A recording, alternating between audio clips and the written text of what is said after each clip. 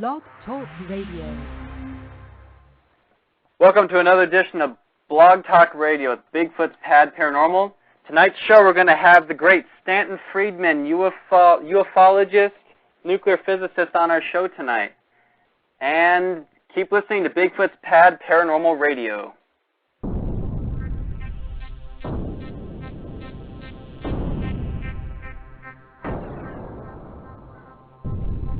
Ladies and gentlemen, it seems we have a problem. I would like to introduce Bigfootspat Paranormal Investigations Team.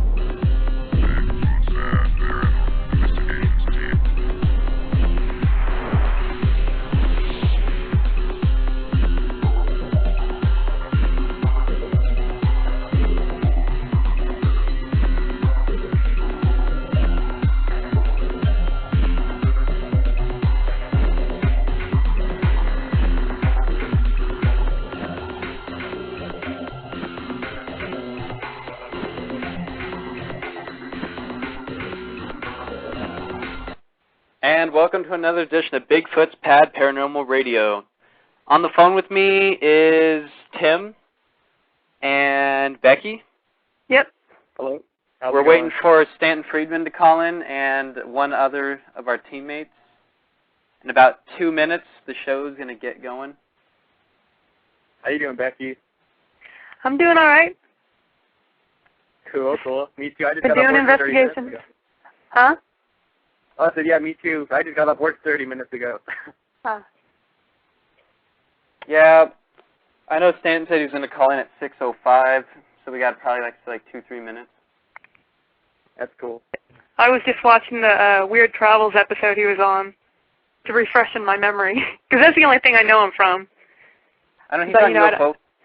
Yeah, Stanton Friedman, for people that don't know, he's a nuclear physicist and a ufologist. He helped with Project Blue Book and one of the original researchers of Roswell, Rendlesham Forest, all the UFO crashes that you hear about. He knows a lot about weird little alien monster cases and things like that. Tonight's show is going to be an hour and a half long. We're not going to really have very many commercials, if any, because he doesn't do these type of interviews a lot. So we're actually lucky to get him on here. Exactly. That's fine with me. I know Becky's going to be sad she can't hear Bosco and all those weird commercials. Yes, I'll miss them. No Godzilla or anything.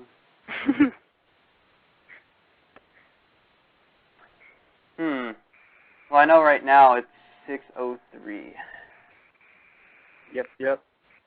But I'm so glad this Friday we leave for Parator. It's going to be off the chain. It's going to be crazy.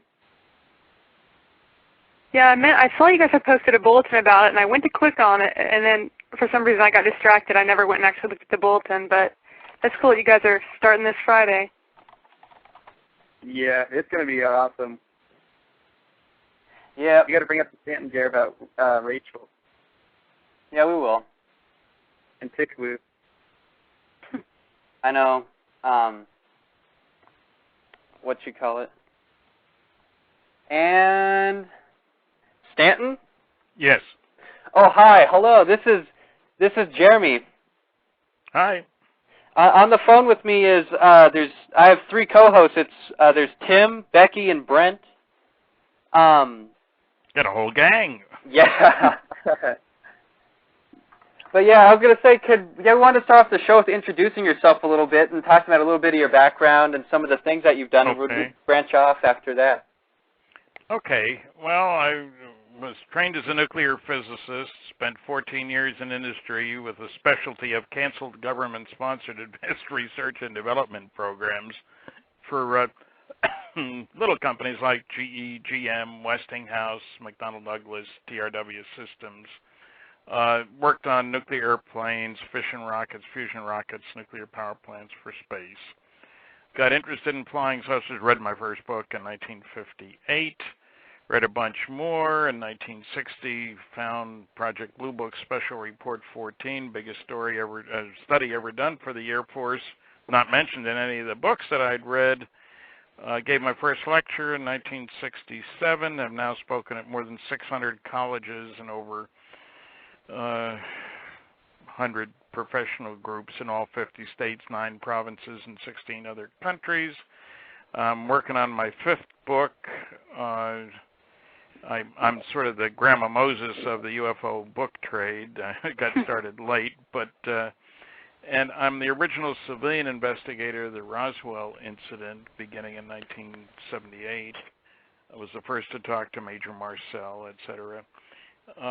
I am very outspoken. I do a monthly column for UFO Magazine, another one for the MUFON, Mutual UFO Network Journal. I take a strong stand. I am not an apologist ufologist. I'm not a closet ufologist. I tell it like it is. First, the evidence is overwhelming that some UFOs are alien spacecraft. Most are not. I don't care about them. Just like the basketball coach doesn't care about the midgets. He says, give me a 7-footer. What do I care about? Second is that we're dealing with a cosmic Watergate, meaning some few people within major governments have known since at least July 1947, Roswell time, that indeed some UFOs are alien spacecraft. Third, there are no good arguments against the first two conclusions.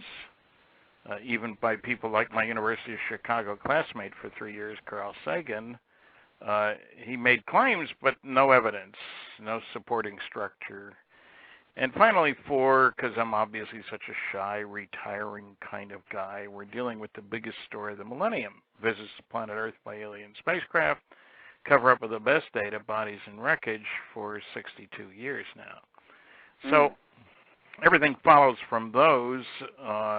I have a website, www.stantonfriedman.com, which has a number of articles, including one, Government UFO Lies. That's a long article because there are a lot of them. And I have one, the UFO Why questions. I have a review that's particularly pertinent today after last night's ABC monstrosity. I'll call it a mockumentary. I watched that. I didn't actually see that. What was it? Well, it was pretty bad. Special called The Outsider. Sorry.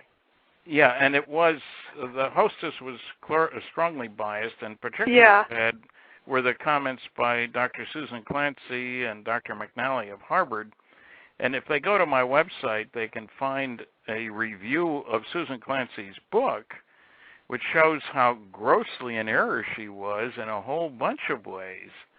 I was appalled. I mean, when I first wrote the review, which was a couple of years back, when her book or Abducted came out. But last night it was particularly bad.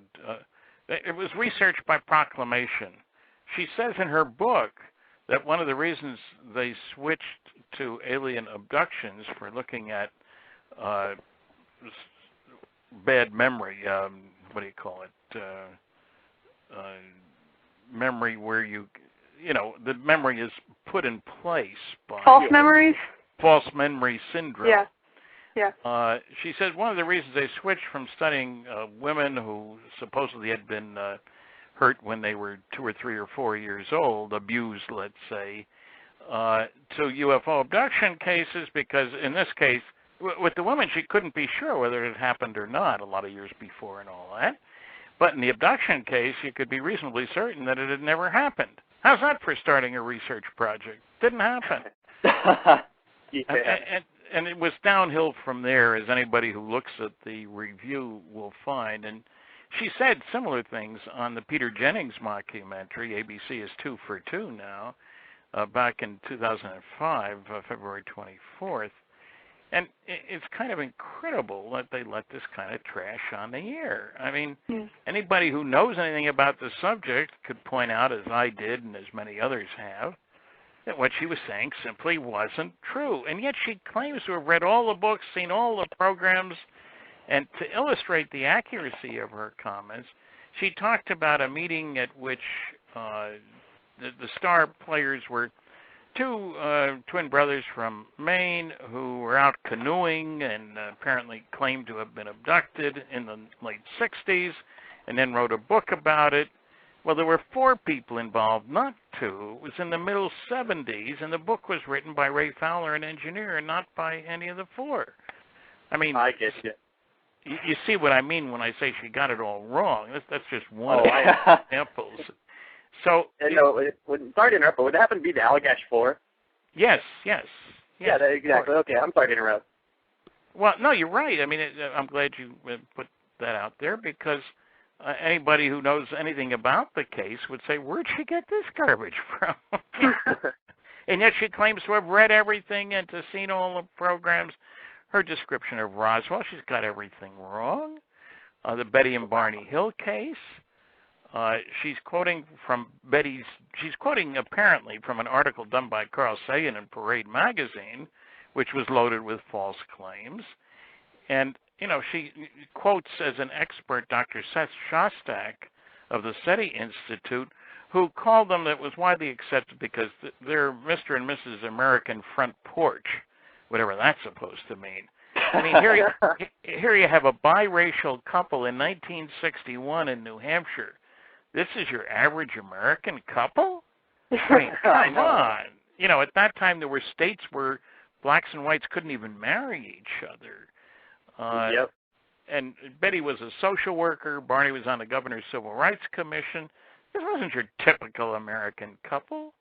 And, I'll put in a plug, the book Captured by Kathleen Marden, who's Betty's niece, and myself, 2007, goes over the case in great detail. And, anybody who reads that will know that Dr. Clancy was not telling the truth. I can't say she was lying because that would imply intentional. Careless, yeah. Unscientific, irrational, sure.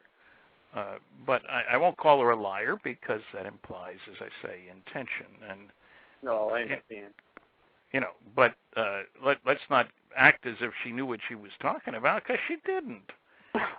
And somebody just asked us a question right now. They wanted to know if you think that with the Obama administration that they'll say anything about UFOs or undisclose anything. Well, there was a lot of hope early on because John Podesta, who was part of the transition team, is also involved. He worked for Clinton, too, President Clinton.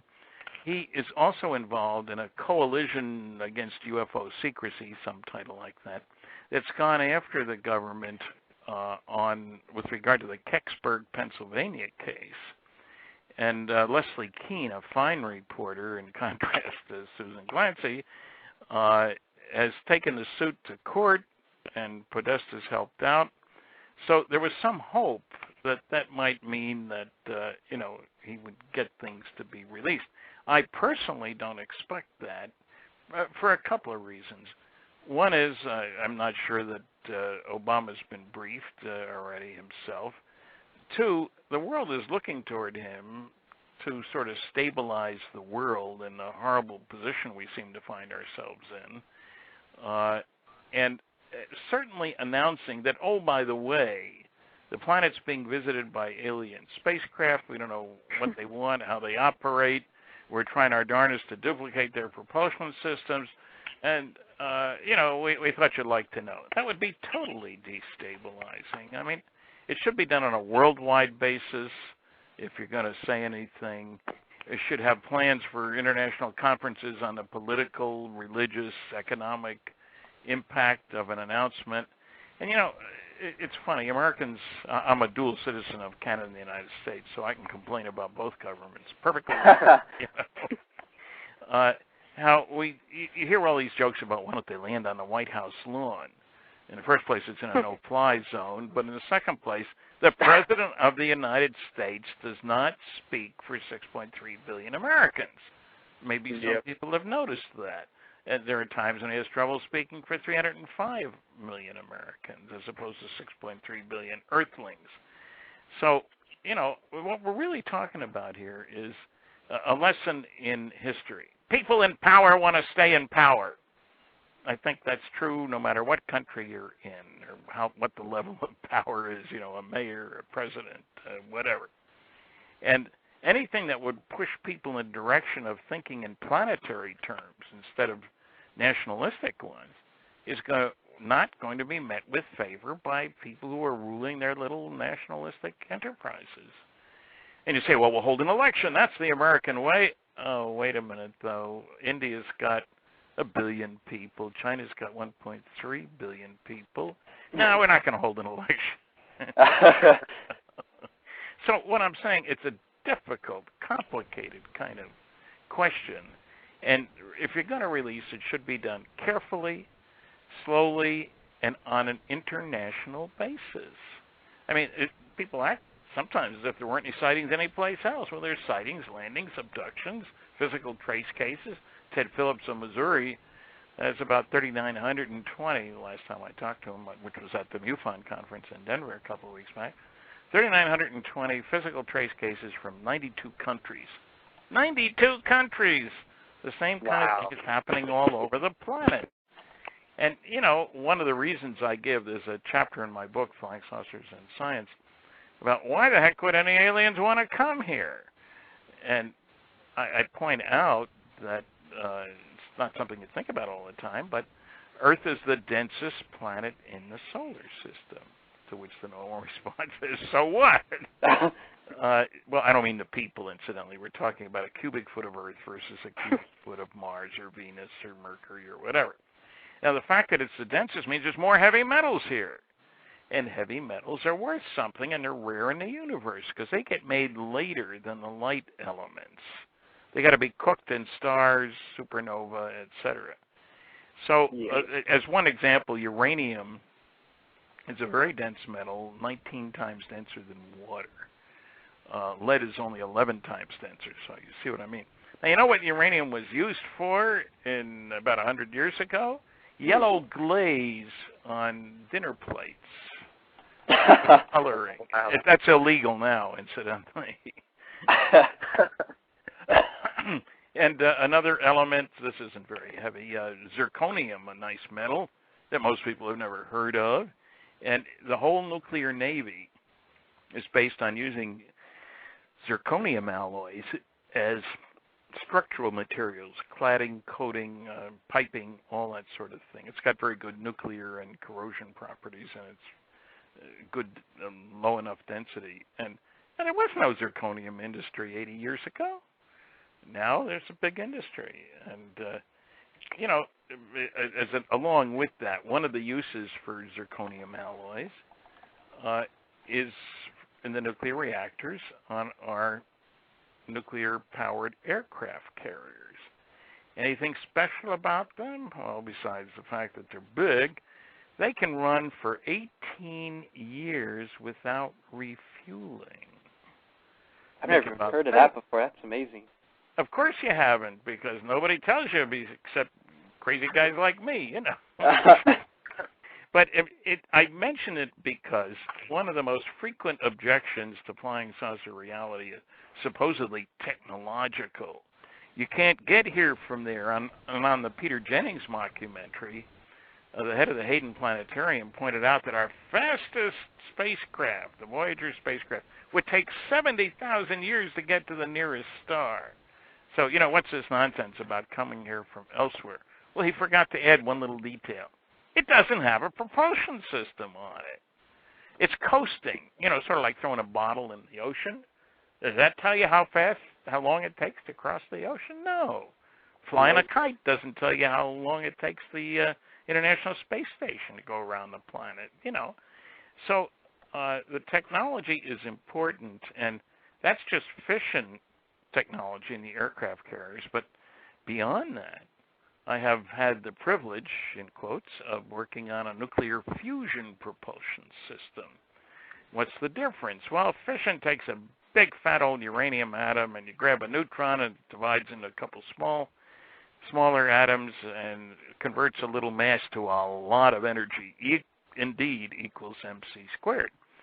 And that's nice, and it works, and we've got the United States is, 103 reactors, something like that. There's a bunch of them, nuclear reactors, fission ones.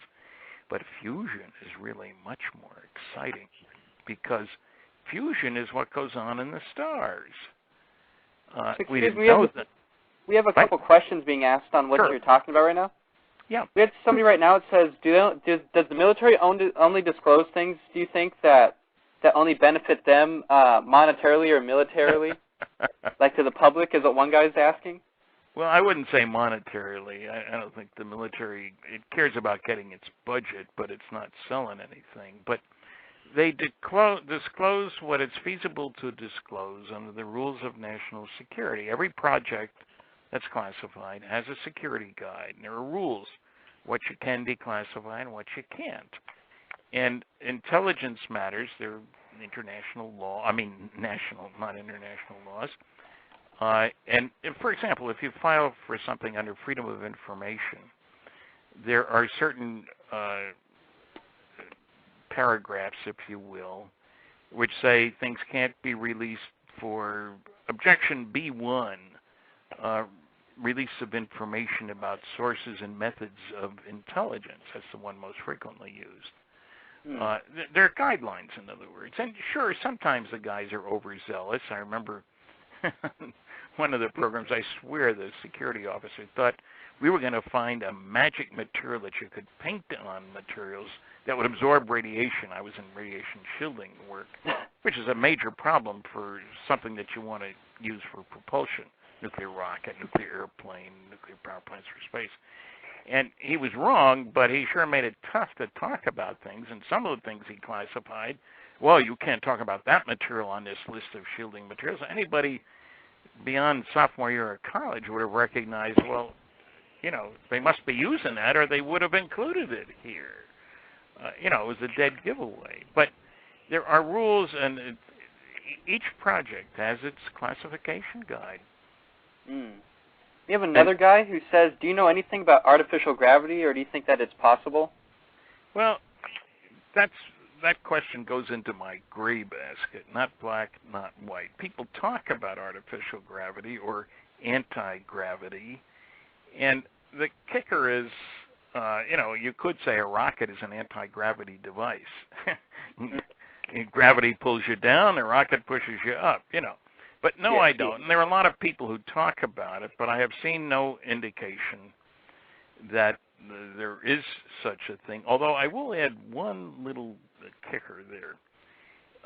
Einstein's general relativity, one of the things that falls out of it, this was back in 1916, it predicts that light going past a very heavy body, say the sun, a star, will be bent because of the gravitational field of the star.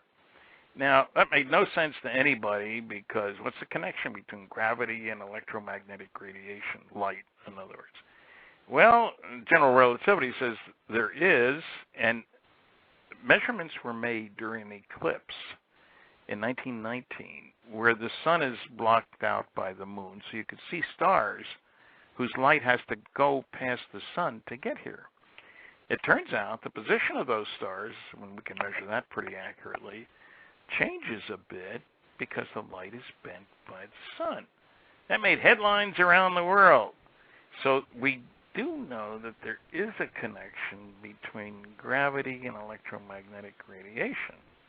Now, it turns out further that we know that there are some horribly dense places out there, neutron stars and so forth, where there's any black holes, that kind of thing, where there's an enormous effect of the mass of these incredibly dense, heavy things.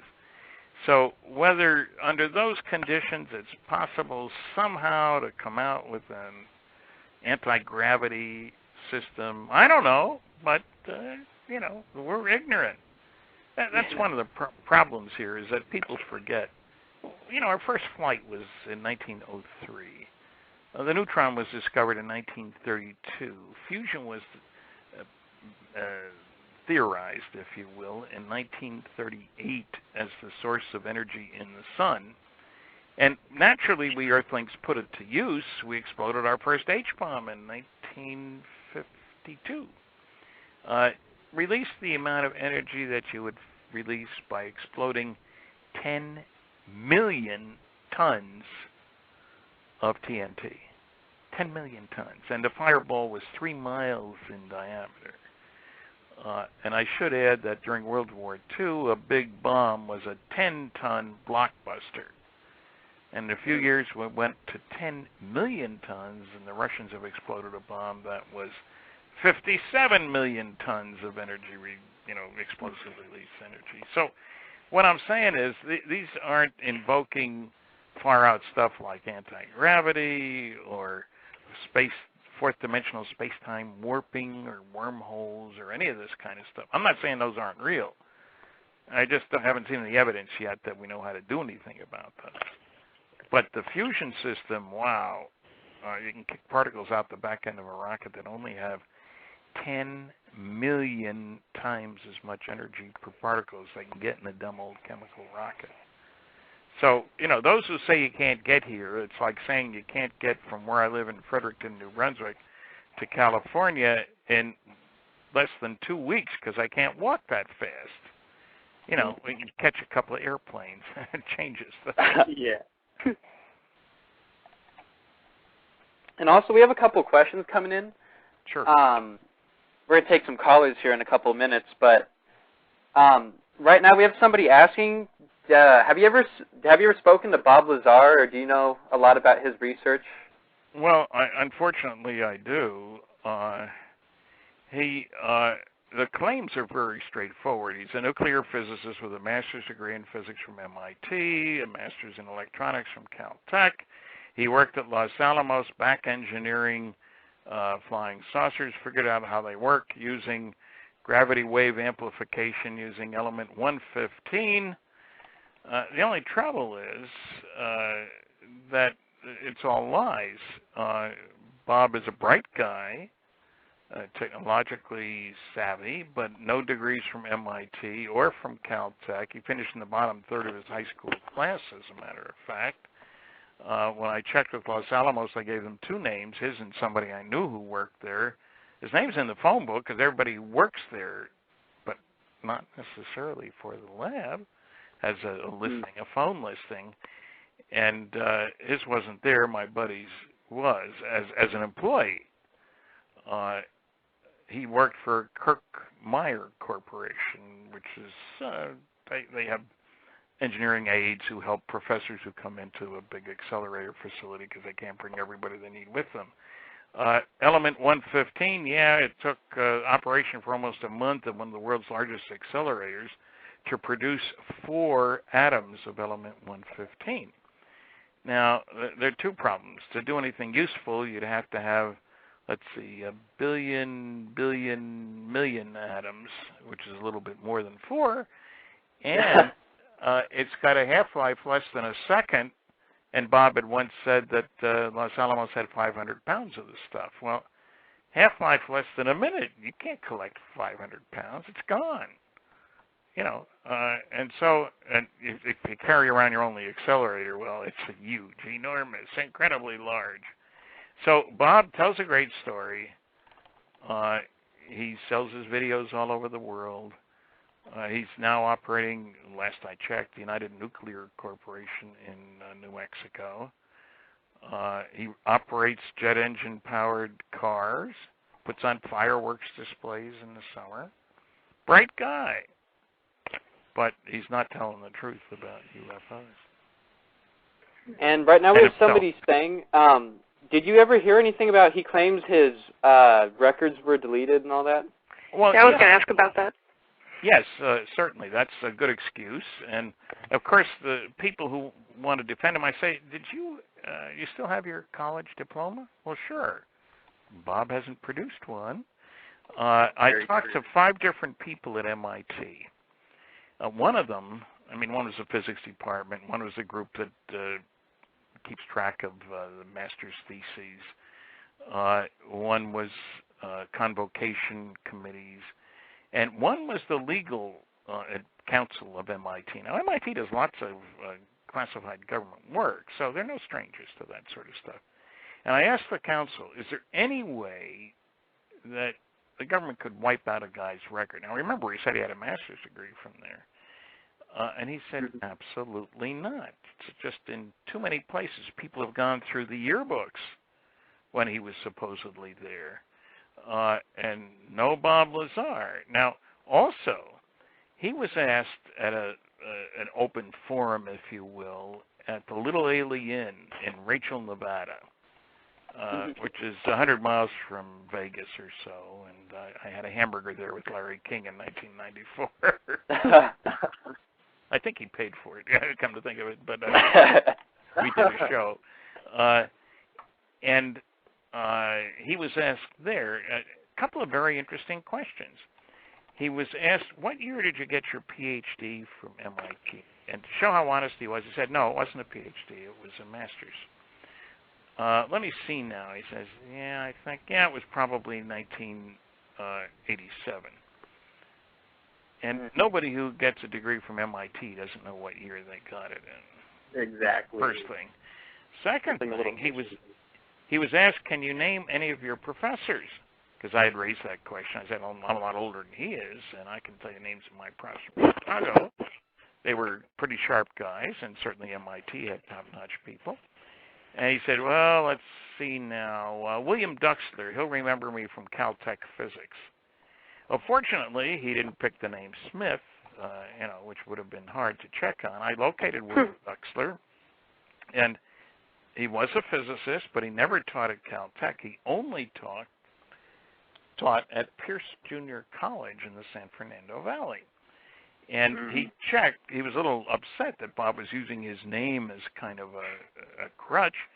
So he checked Bob had taken a course under him at Pierce Junior College. In the very same year when he was supposedly at MIT. Now, there are two things there.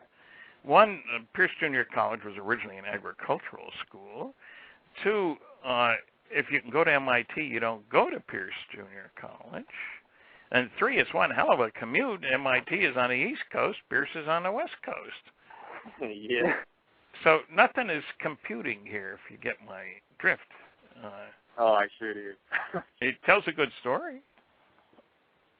I know right now we have people wanting to ask a couple questions that are a little off topic, a little bit about specific UFO crashes and things like that. People were asking about the Roswell UFO crash. Is there any of the witnesses for some, like the famous ones that you hear about all the time, any of them that you think are lying, or any ones that their stories don't match up? Well, it depends which ones you're talking about. There is, on my website at www.stantonfriedman.com, there is a DVD called Recollections of Roswell, which has testimony from 27 first-hand witnesses, most of whom can no longer be interrogated because they're dead. And I have no problem with any of those. Every once in a while you get somebody coming along and you find that, I was in at the base there, and you check the base yearbook. Sorry about that, but you weren't listed there. But the real problem with Roswell is the attacks from the nasty, noisy negativists. They get everything wrong. Again, it's like Susan Clancy and abductions. Let me give you specific examples so it won't just be considered, charismatic hand-waving. Dr. Joseph Nickel is the head of what used to be SICOP, Committee for Scientific Investigation of Claims of the Paranormal. Now it's called CSI.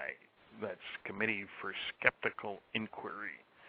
Sounds real fancy, though, doesn't it? CSI, like the television show. Anyway. Yeah, crime scene. Joe,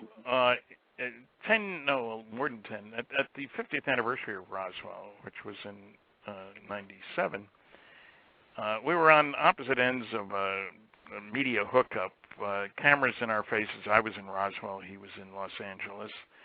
We couldn't see each other, but we could hear each other. And somebody asked him, what about Roswell? Oh, I know what that was. That was a public relations guy who made up the story to get attention. And I was astonished that he would make such a stupid claim. And I said, you don't even know his name, do you? Well, no. Well, it's Walter Haut. I've been in his house. We've had meals together.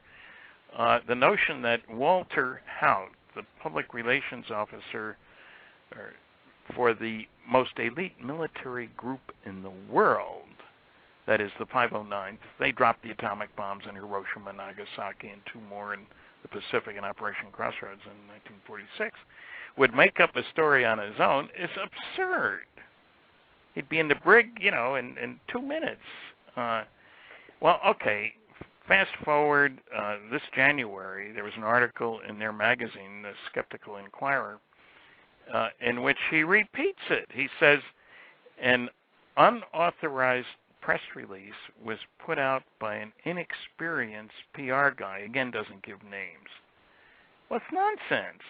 In the first place, Walter had flown more than 20 missions as a bombardier on bombing missions on Japan. He was a good enough bombardier, so he was selected to drop the instrument package on one of those two nuclear weapons that was exploded in 1946. You pick your best guys to do that because without the instruments, what's the point of running the test, Yeah. And so, he wasn't old, but, geez, there were guys, he was a lieutenant, he was not some twerp, who joined up after the war and didn't have anything better to do.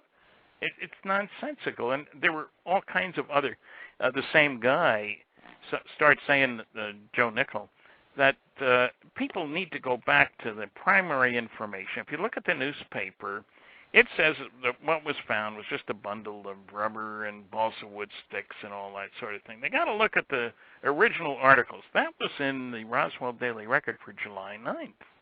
But the original article was the one in July 8th, before the cover-up later that day by General Roger Ramey. When you go to the original article, it says it was found last week, the wreckage. Now, the Air Force mogul balloon explanation, one of the sillier ones around, they suddenly switched the found last week to, oh, really, it had to be June 14th. That's hardly last week from July 8th or 9th. I mean, this kind of stuff goes on all the time. Massive misrepresentation. There are 4 basic rules for the debunkers. But the public doesn't know. I'm not going to tell them. Don't bother me with the facts. My mind's made up. If you can't attack the data, attack the people. It's a lot easier. And do your research by proclamation. Investigation is too much trouble, and nobody will know the difference anyway. And these rules work no matter what you're attacking, ghosts or anything else, as well as UFOs. So, are there people who I don't believe on Roswell? You bet your boots. The nasty, noisy negativists. There's a legion of them. Well, as a matter of fact, there's a review chapter in Flying Saucers and Science, last year's book, Update on Roswell, which goes into some of this stuff. Well, right now we have someone also asking you a question. They said, do you think that we have secret technology like the Aurora Project? Or, what do you believe on that? Well, I think we probably do have an Aurora Project. It's easy to keep secrets.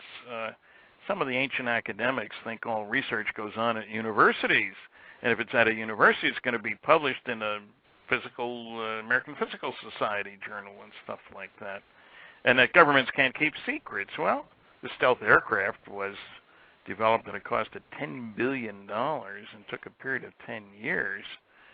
So, there are lots of big projects, and some of them are black projects. Now, when I was working on nuclear airplanes, it wasn't a black project. We only employed 3,500 people in 1958. 1,100 of them were engineers and scientists. And we spent $100 million that year, and that was a lot of money in 1958.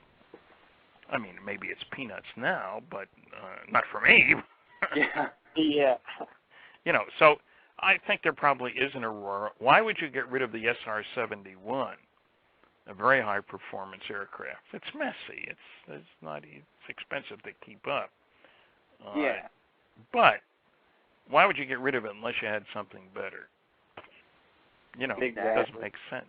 So probably an aurora, and probably some other things about which we know nothing. That's how secrecy works. If you don't have a need to know and the appropriate clearance, you don't know.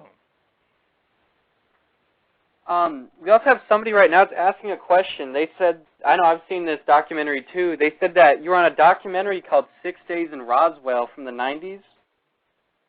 6 Days in Roswell? Huh. It was a Rich Cronfield documentary. Who? It was a Rich Cronfield documentary.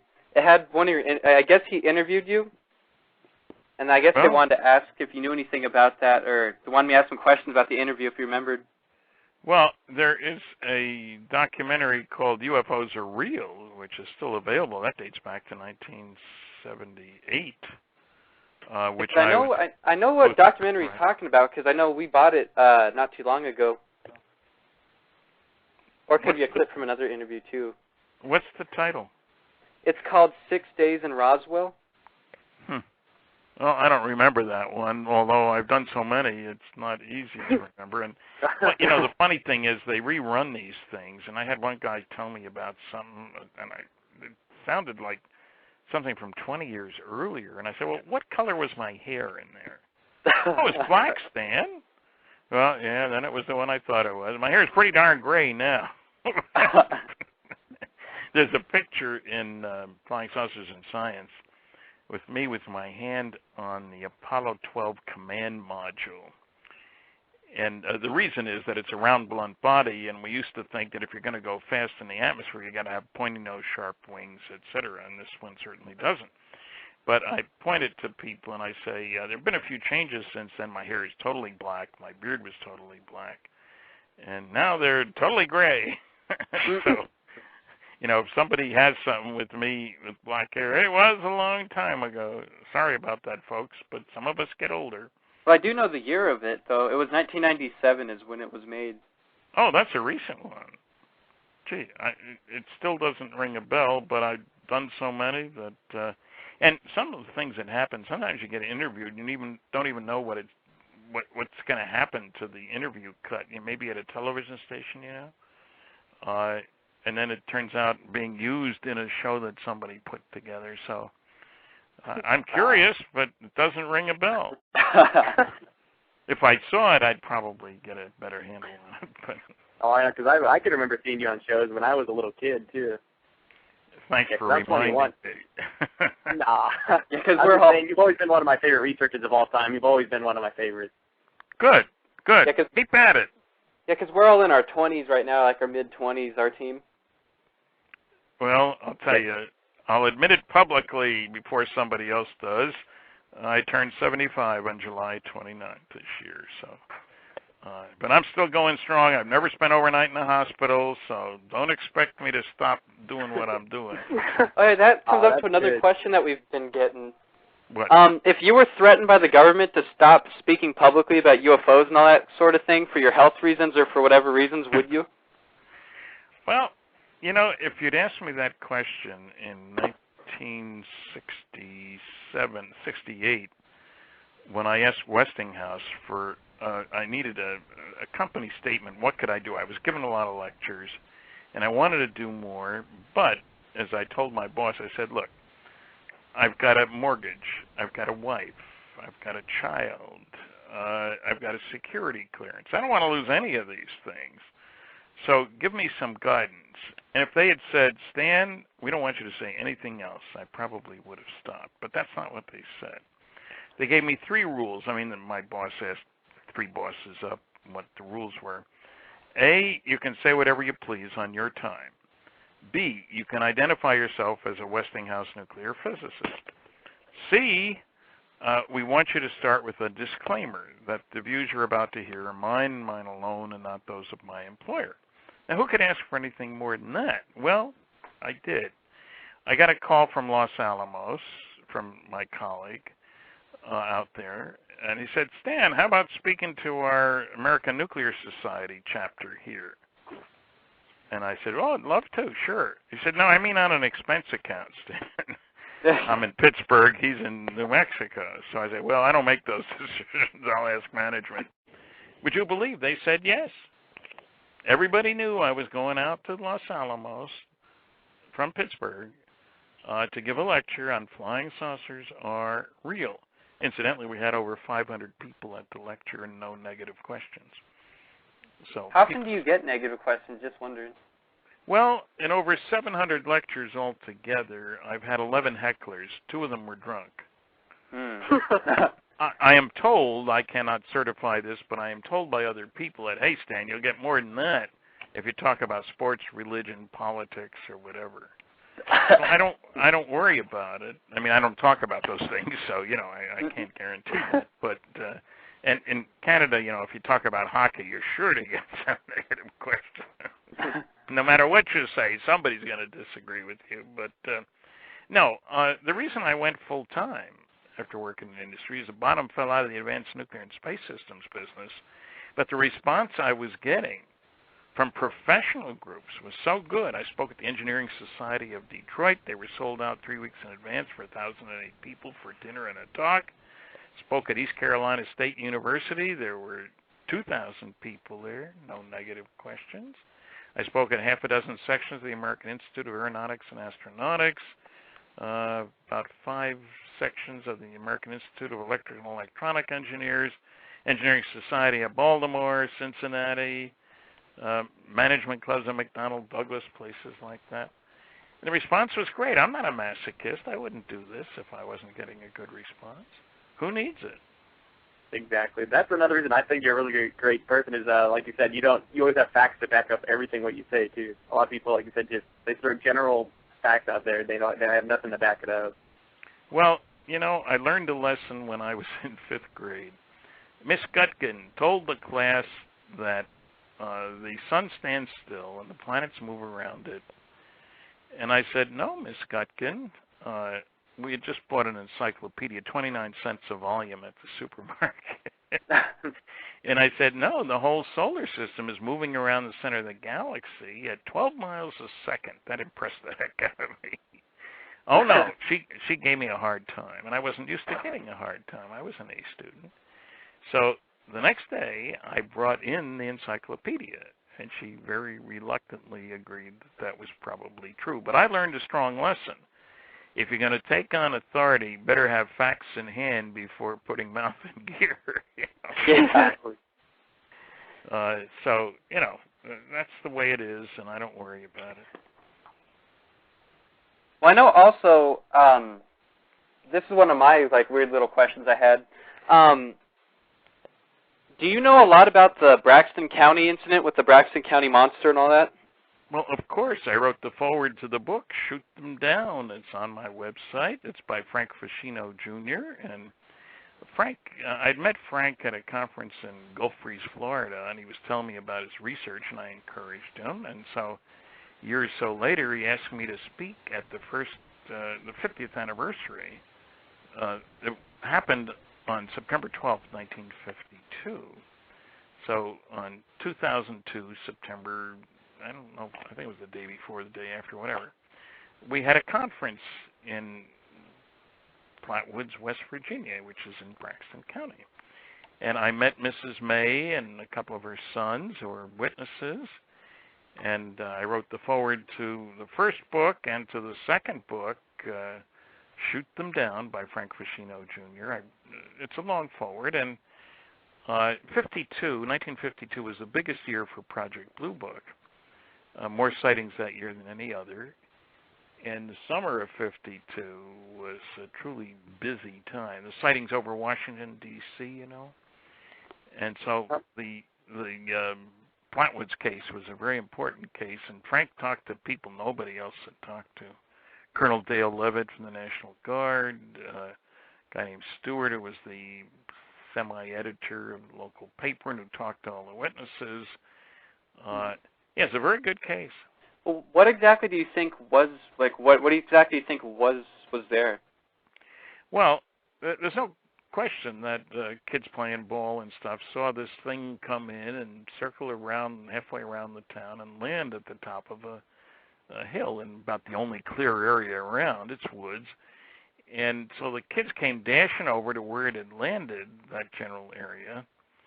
And they started up the hill. They picked up one of the kids' mothers, and there was an 18-year-old there, cousin of somebody. And they started up the hill. I've been right there. And they went through the fence. I mean, there was a gate. And then a monster. That's what it was called.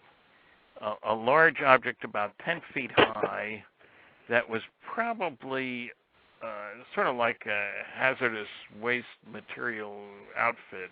Somebody inside, a being inside, came out, emitted gases that made the kids sick, and a dog as well who was with them. And they could judge its height because it came out from behind a big tree. Most of the tree is gone now, but a huge tree.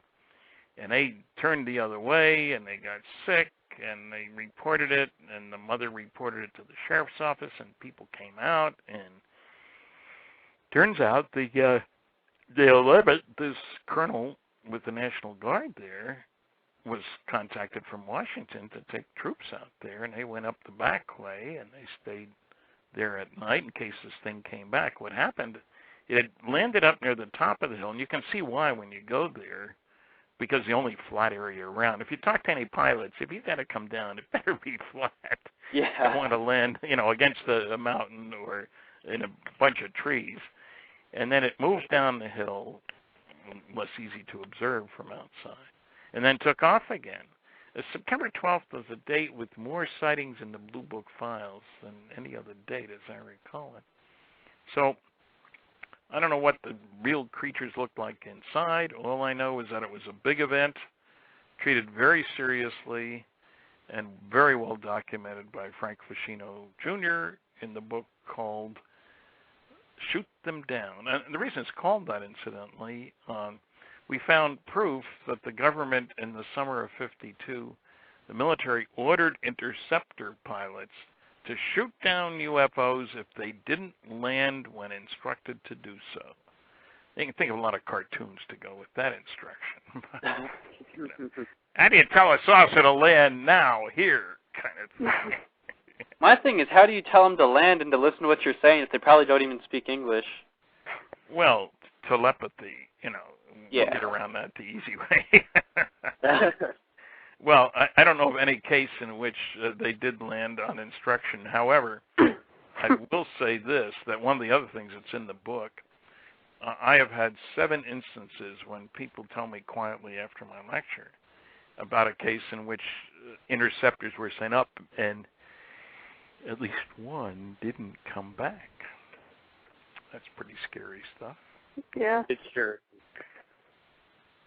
So, there was a lot going on in '52, and that's a good book about that is Shoot Them Down. I know I was looking into buying that, which is why I was asking you about that. It's on my website, and I'll autograph everything I send out. I'll autograph it next to my name and picture because those are in the forward. Yeah. But let's see, because I'm gonna I think this is something you said a while back. Because one of my favorite documentaries, you said you think alien visitation. You think they're not here to observe us, or whatever. You think they're here to quarantine us? Well, yeah, I have a chapter in my book which goes into 20, 21 different reasons for coming here. But when you boil them all down, I think the most important is let me back up a little bit. Okay. I make one assumption about every advanced civilization is concerned about its own survival and security. Everybody we know. That being the case, you got to keep tabs on the primitives in the neighborhood, but only close tabs on those primitives who show signs of being able to bother you. At the end of World War II, there were 3 signs that soon these idiot earthlings, as primitive societies' major activity is tribal warfare, would be moving out. Soon means 100 years, which is nothing on a cosmic time scale. The 3 signs were nuclear weapons, V-2 rockets, which were being used not to deliver mail from Germany to England, but to bomb buildings, And third was radar, which was not around before World War II, but was the beginning of the electronic revolution, if you will. And isn't it amazing, the only place in the whole world in July 1947 where you could study all 3 of these was southeastern New Mexico. First nuclear weapon exploded at Trinity site on the grounds of White Sands Missile Range. That's where we were testing the captured German V-2s. And that's where we had our best radar to track the missiles, because sometimes they wound up going to the south instead of to the north, much to the distress of Mexico. So now, admittedly, I was on an English television program, and some very haughty Englishman said, well, they could have gone to the Soviet Union. I had to say, no, sorry, they didn't test their first A-bomb until August 1949, 2 years later. Yep. So what I'm saying is, it makes sense that they would want to keep us from going out there. That's quarantine. But as long as you're sending the troop of graduate students, you might as well send them in all areas, you know. What the heck? Why waste the trip? Exactly, yeah, because I remember seeing that on a documentary a long time ago, but I remember that's one of those quotes that's always stuck with me. Like you said, they're here to quarantine us. Well, you know, we're kind of nasty people. Oh, yeah. Well, I mean, since, your generation... Like you said, how we... Sorry, well, you guys might not recall, because you weren't around at the time, that we Earthlings only killed 50 million of our own kind during World War II. We destroyed 1,700 cities. Those are not the marks of a sophisticated civilization. Exactly. We also have another question coming in. Have you ever heard of anybody that's physically been harmed by, like, killed by an alien besides the interceptor jets? Interesting question. There's a guy named Bob Pratt who was a fine reporter. He's dead now, but he made a number of trips to Brazil and talked to people down there, and there were several cases in which people were apparently killed by the aliens. Now, I don't know what happened, but the bodies were found, so something happened. In general, no, but that, you know, we don't have the full story. Just as the government won't talk about crashed saucers, it certainly isn't going to talk about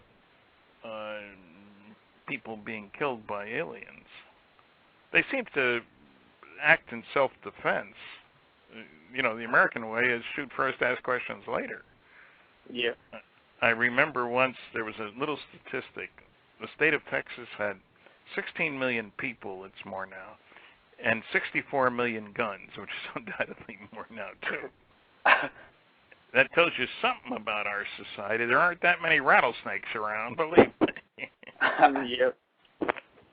And on the same topic of shooting at aliens or aliens shooting at us, you've heard of the Sutton Farm case where they were shooting at the aliens?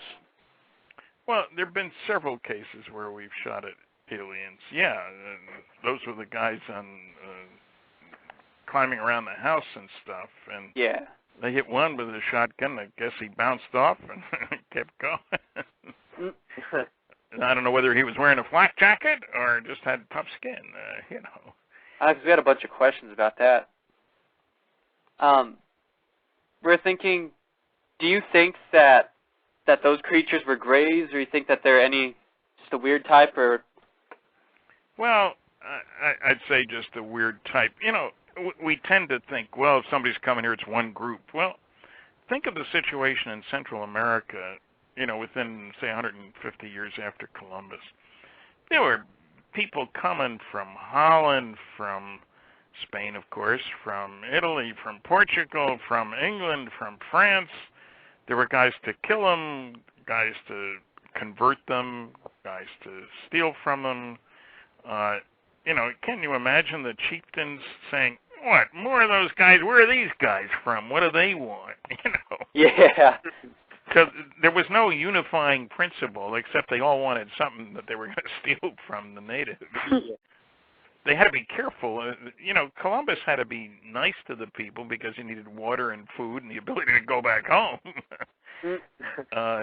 But some of the later guys, Cortez, you know, some of these guys weren't so nice to the natives. Well, another thing that people are asking us is, based on what we're talking about anti-gravity before, They said Bob Lazar actually says on numerous shows that he was saying that UFOs they actually drive using anti-gravity. Did you say if you believe that or anything like that? No, I don't, because what he talked about was gravity wave amplification. Now, that sounds good. I'm sure a science fiction writer would love that phrase. But what the heck does it mean? It's gobbledygook. Impressive, but meaningless.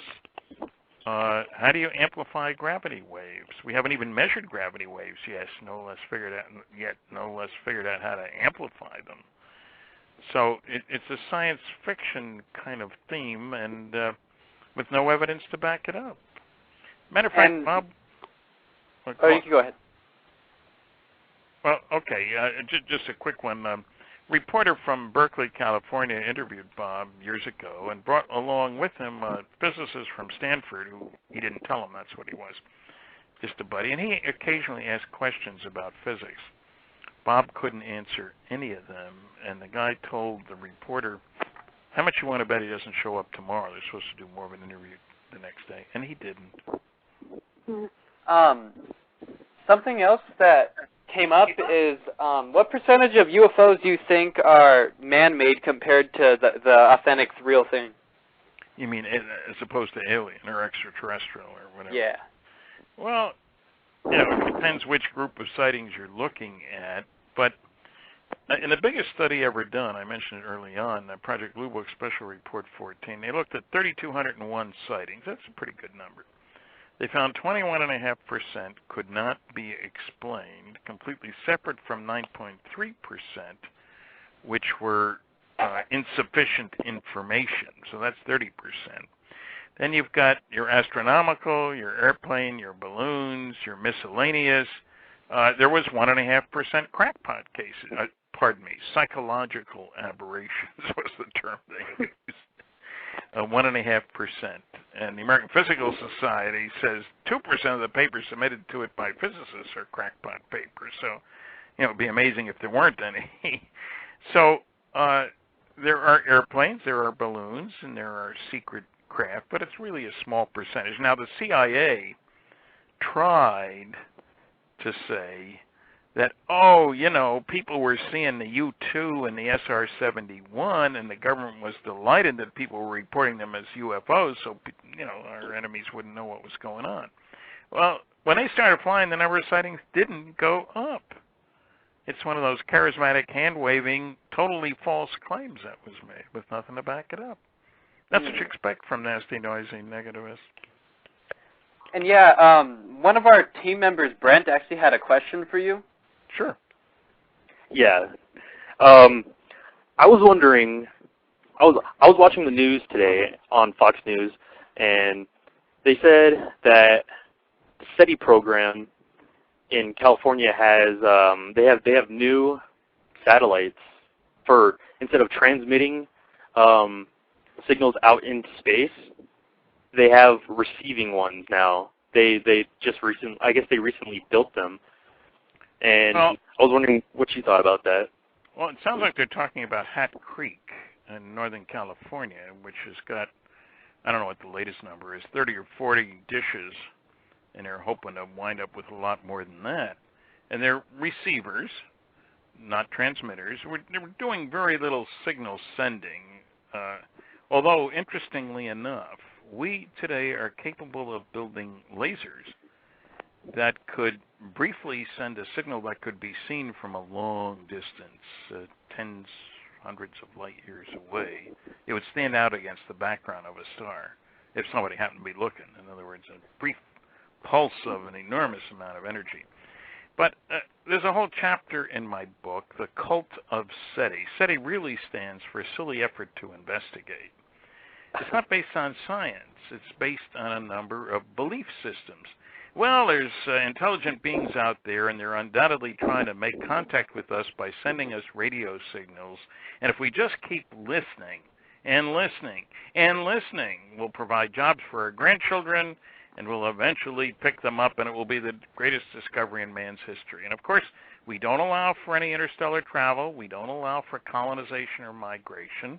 And we have no reason at all to think that aliens would be at the same level of technology that we are. I mean, Exactly. you know, smoke signals, kind of thing. So SETI isn't based on science. It's wishful thinking on the part of its practitioners. What I was wondering is, how do we even know, like what you were saying, yes, how do we know that they have the same technology as us is like, how do we know they're sending out, how do we even know if they're sending anything out to anyone? We don't. It's good for job security, though. Just keep listening. And one of the interesting things that I point out in the book is that it wasn't too many years ago we were saying that there ought to be a civilization within 50 light years. Then it was 100. Then it was 200, 500. Now Dr. Jill Tarter, the SETI people, within 1,000 light years. And when we make that discovery, it'll be extremely important for mankind. They may help us get around our problems. Can't you see the scenario? Hey, out there, I got a difficulty here. We don't know how to feed our people, etc. 2,000 years later, hi there, guys. Here's what you do. I mean, does it make any sense? It doesn't. Why would they help? I was saying, why would they help? Like, kind of like us with the animals. How would they? Why would they help us in the first place? I can't imagine any reason for that. I think they'd want to make sure we didn't come out and bother them. But you know, the whole SETI thing is based on a number of silly assumptions. That's why I call it silly effort to investigate. And now Seth Shostak, whom I've met, we each gave 3 lectures on the Queen Elizabeth II and its last westward sailing from England to New York. Nice guy. And we debated on coast-to-coast radio for 3 hours. And I got 57% of the vote, he got 33%, and 10% said, I don't know who won. Because when I asked, at the beginning of my lecture, one of my lectures, I named 5 large-scale scientific studies, and I told what was in it, and then I asked the audience how many people here have read this. He hadn't read any of them. He still hadn't when we did the debate 6 months later. So if you haven't looked at the evidence, it's hard to believe what you're saying. He will say there is no evidence. Well, that's easy enough. If you say, I'm not going to bother looking at the evidence. You know, absence of evidence is not the same as evidence of absence. It means you haven't looked. Yeah, Stan, I have a question coming in. Sure. While we were talking about the topic of nuclear reactors and different things that the government's invented over the years, people were asking us if you know anything about the Philadelphia Project and if you believe that it's real or nonsense or anything like that, if you know about it. Nonsense would be a better word. The Philadelphia experiment by Charles Berlitz and William Moore goes into what was wrong with the claims that were being made. And there is a good book, oh dear, can't remember who wrote it, in effect describing what's wrong with the Philadelphia experiment notions. No, the ship wasn't moved from Philadelphia to Virginia. We were looking for a way to keep ships invisible to radar because ships were being sunk in the Atlantic by German submarines at a great clip. And so we tried all kinds of experiments. You know, they degauss ships so that they won't be magnetized and therefore won't attract mines that are out there, you know. Good idea not to if you can avoid it. So they were looking at anything that would help save the day, fight off the submarines. But the Philadelphia experiment is basically fiction, at least the fancier parts of the so-called experiment.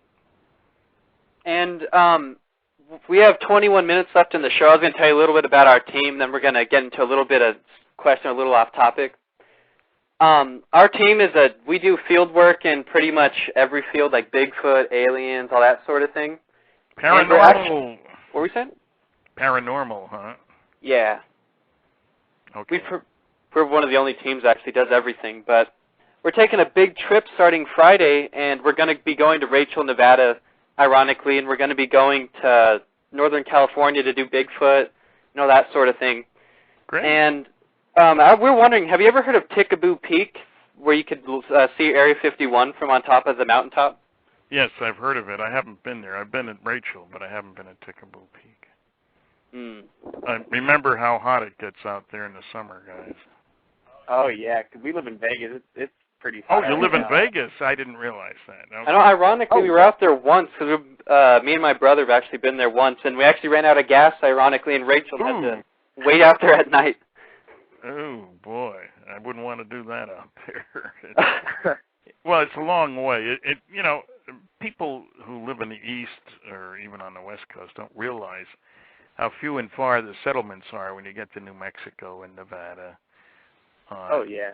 You know, it's a long way. I had some Japanese reporters took out to the crash site outside of Roswell.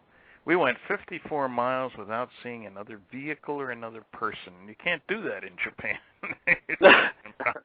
You know. And yeah. I try to keep people away from the crash site. And I say, look, there are no services out there. There's no cell phone coverage. There's no AAA. There are rattlesnakes and scorpions and no road in the last several miles before the crash site. If something goes wrong out there, you're in trouble. And, exactly. And I mean that. I mean, I'm not trying to keep people, but there's nothing there. There's nothing to see. There's 10,000 square miles just like it. You know, that's the way it is. There's nothing spectacular there. Well, that brings up a good question. From all the people that claim that they have the Roswell crash site on their farmland and all this sort of thing, do you think that any of those are the actual site, or is there only the two that are out in the middle of nowhere, like the really far ones? Well, I think there are only those.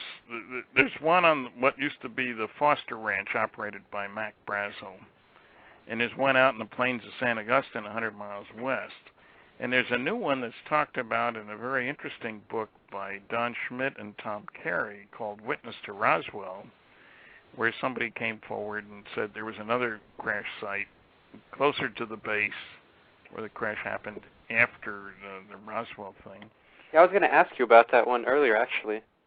Well, you know, the big thing is that Walter Hout, the PR man we were talking about before, signed I'll call it a deathbed confession for want of a better description, in which he says he actually saw bodies and wreckage and because of this other crash. And I knew Walter. I greatly respected him, a pillar of the community, very, very special guy, very well thought of in town. I talked to other people about I'm nasty that way. You know, what do you think about it? Well, you got to ask somebody. And, of course, his daughter, Julie Schuster, operates the museum down there. She manages the museum. And I don't know, I'm still waiting for positive evidence that the meeting that they described with General Ramey and Colonel Dubose coming over from Fort Worth, whether it actually happened. I still don't know. I've been trying to find a pilot for one of those guys and a flight log, which would answer the question very straightforwardly, but I haven't been lucky enough to do that so far.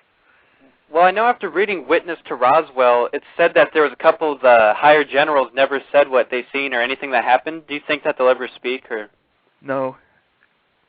What for? Well, no, I should revise that a little bit. I was the first one who found originally Colonel, later General Thomas Jefferson Dubose. He's in some of those pictures with General Ramey and the balloon wreckage in Ramey's office and stuff. Now, I found him. He told me, he was in his 80s, that he liked the work I was doing. If he remembers anything more, he'll tell me. What can they do to me now was his last line, which, you know, is a good line. And he didn't tell me anything more. So I don't know. I found him, you know, people have asked me, why did Jesse Marcel talk to you? Why did he go running to you, is the way one guy put it. And the answer is he didn't. I heard about him from a man he knew, an old ham radio buddy of his, managed a television station in Baton Rouge, Louisiana. I was supposed to do 3 interviews. I'd done 2. The third reporter was late. Station manager was giving me coffee, and out of the blue he says, you know, the guy you ought to talk to is Jesse Marcel. And being the brilliant investigator I am, I said, who's he? Oh, he handled wreckage from one of those saucers you're interested in when he was in the military. What? You know, so I pursued that, and the next day talked to Jesse from the airport mentioning this guy. Now, Jesse couldn't deny he was involved. His picture was in the papers all over the place. So he told me his story because I found him. And Bill Moore and I spent a year and a half finding 62 people connected with Roswell. This is before the Internet, if you can believe that. I mean, I know there was nothing before the Internet, but there was. And so you had to work a lot harder to find people. And so I'm sure there are people out there who are still alive who know something, but they're rapidly disappearing. You know, we're talking 62 years ago.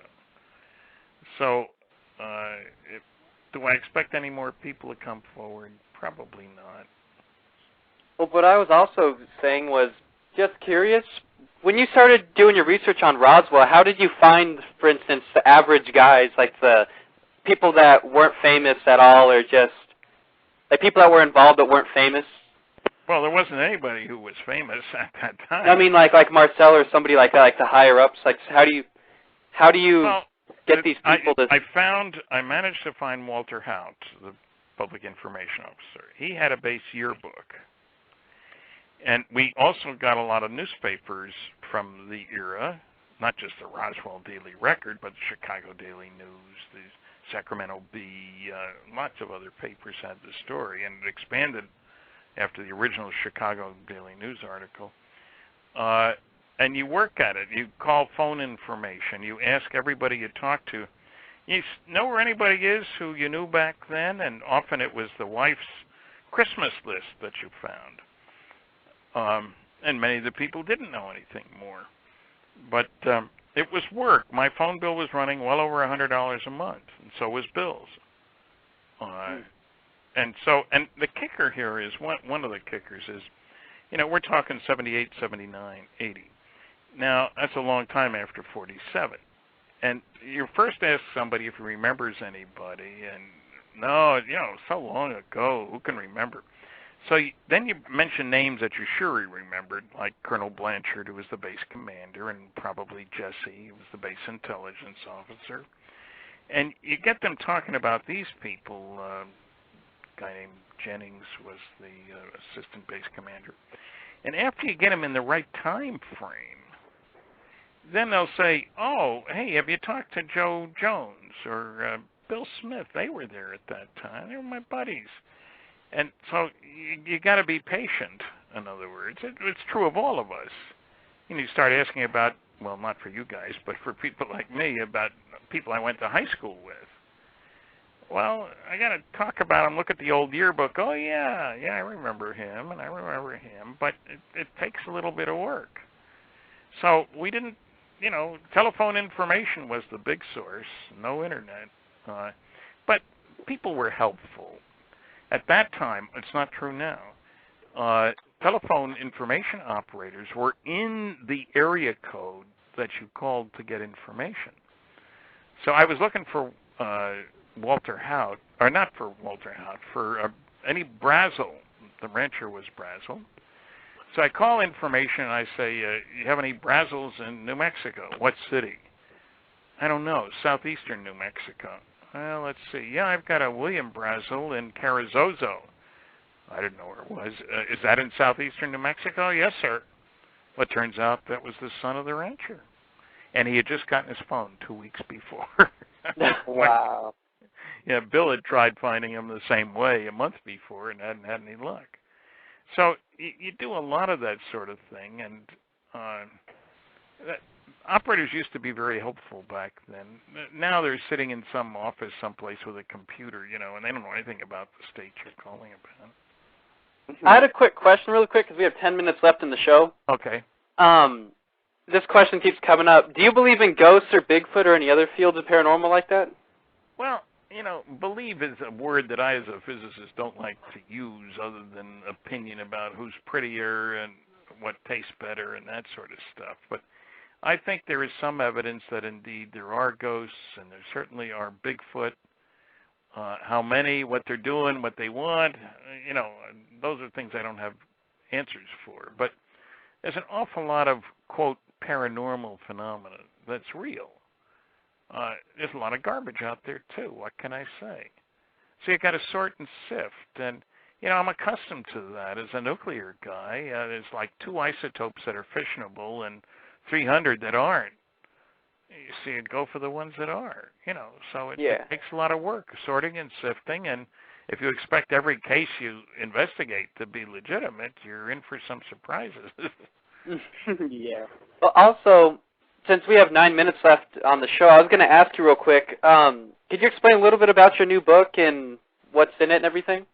Well, the new one, now last year's book was Flying Saucers in Science, and that says you can get here from there, and here's the big scientific studies, and here's the reasons for coming here, and the reasons for the cover-up, and what's wrong with SETI, and what's wrong with the science fiction writers and UFOs, stuff like that.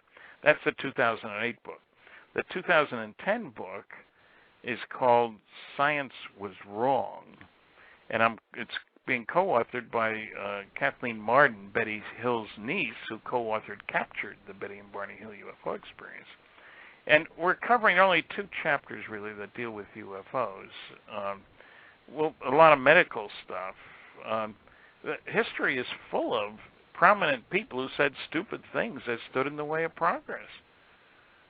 You know, it may surprise you that there were people who said man would never fly, and space travel is utter bilge, said the British Astronomer Royal a year before Sputnik. And there's a lot of these things, and some of them had real consequences. There were people who said you shouldn't inoculate people against smallpox. That's God's way of, you know, keeping the population down. Thousands of people died because of that. And there are other cases like that. So the book is an attempt to make people be careful about accepting testimony from people who have credentials but are ignorant. Yeah. And there'll probably be a book, too, because there's plenty of examples. Did you have another question, Brent? None that I could think of right now. I have one. Something that's crossed my mind is that the other day, one of my friends sent me a link to a YouTube video. It was a preview of the movie The Fourth Kind that's coming out. I don't know when it's coming out, but I don't know anything about the movie. I don't keep up with movies really. I actually don't even keep up with UFOs. I've only recently started watching and reading stuff about UFOs and aliens, so I'm new to that. But I just wondered if you knew anything about the case that the movie's about Nome, Alaska, and these people disappearing. Do you know anything about that? No. You don't? See, I didn't even know if it was. I mean, they introduced it as like a real case, but I wasn't sure if it was supposed to be something real or not. Because it made it sound like it was really secretive, so I don't know. Don't always believe when they say based on a real case. Yeah, I was just wondering if you knew anything about it. Sorry, I'll have to watch the movie, of course, at some point along the way. Because I'll get asked about it. Yeah, it sounds interesting. That's how I wanted to know if it was real or not, but it may not be. It's hard to tell what's supposed to be the Hollywood stuff and what's supposed to be real. So. It is hard. And yeah, Stan, I have a question. Do you know if you'll be on TV anytime lately, any new shows or interviews or anything like that? Well, I've done shows when I was in Shag Harbor, Nova Scotia a week ago. I did interviews when I was in Denver 2 weeks ago, and some of those have already made YouTube.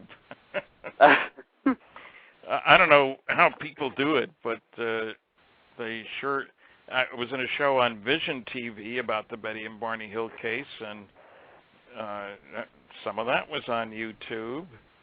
And I just watched, I don't know how the person managed to do it, but they got the first 8 minutes of UFOs Are Real, or 8 minutes of it, it's not the first 8 minutes. And probably in violation of copyright, I don't know, but that movie was made in 1978, so people are reaching pretty far. I guess they got files hither and yon. I mean, I see stuff that astonishes me. Where'd they get that? You know, I don't have that. I know online somewhere that there was some kind of movie where a guy was playing you. I'm trying to remember what it was. I was wondering if you knew about that too. playing me, huh? You don't know about. Not really, but there was an Archie cartoon in which I honestly, and I've been in a lot of these movies. You never know what's going to happen, and people are surprised. As you mentioned Bob Lazar before, we've actually been in the same documentary, but we weren't there at the same time that the other one was being interviewed. You mean like the Weird Travels one? What? You think about the Weird Travels one? I'm not. Because I just watched that, and you guys are both on that one. Yeah, well, we certainly weren't there at the same time. Yeah. You think that if you guys met up at the same time, that there'd be some kind of debate? Like, does he believe what you say? Does he? I have no idea. You ever heard his opinion on, like, if he doesn't think that you believe him, does he? I don't know. His buddy Gene Huff once called me and said, "What would it take?" I was supposed to meet Bob for lunch twice, and he didn't show up in Vegas, as a matter of fact. His buddy called and asked, what would it take to convince me that Bob was legit? And I said, well, scientists have resumes, they have diplomas, they belong to professional groups, they're listed in alumni magazines, they write papers. I rattled off a bunch of things. And I sent him copies of my diplomas and listings in directories of the American Physical Society, the American Nuclear Society, University of Chicago, etc., and an 8-page resume. I never got anything back from Bob. So you've never met him in person then? No, we had one phone conversation. Okay. And it wasn't unpleasant. We weren't yelling at each other or anything. It was early on. We both know George Knapp. Yeah. Who acted as a middleman and so forth. Well, I know we have 3 minutes left in the show. We're going to have a follow-up show and see if you were busy up in the next month or two and ask about a couple other questions because we have a whole bunch of questions that are coming up still. Okay. Don't call me between August 28th and September 12th because I'll be in Europe. My wife and I are taking a long-awaited vacation. Alrighty. I'll email you about it when we get a specific time period. But everybody, thanks for listening for the show tonight. This is Stanton Friedman, and it's www.stantonfriedman.com. And you could hear more about Stanton, see some of his articles that he's written, biographies, buy books, anything like that. If there's any last-minute questions, feel free to email me. We'll ask him next time we have Stanton on the show. And I'll let my co-hosts say their goodbyes. Yeah, thank you, Stanton. It's been an honor meeting you. Like I said, you've always been one of my favorite researchers. Good. Well, I appreciate that, and we try to do our best. And, look, I don't have to worry about my boss won't like what I say, because I'm my own boss. That's the good thing. Yeah, keep searching, guys.